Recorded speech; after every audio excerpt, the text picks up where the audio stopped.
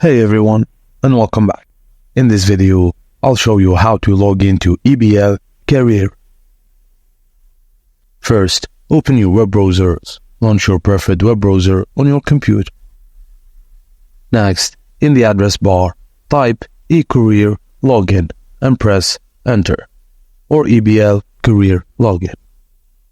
From the search results, click on the second link. This will take you to the login page.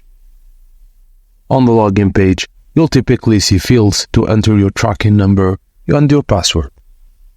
In the tracking number field, enter the tracking number associated with your EBL Career. If you don't have a tracking number, click on the registration link to create an account.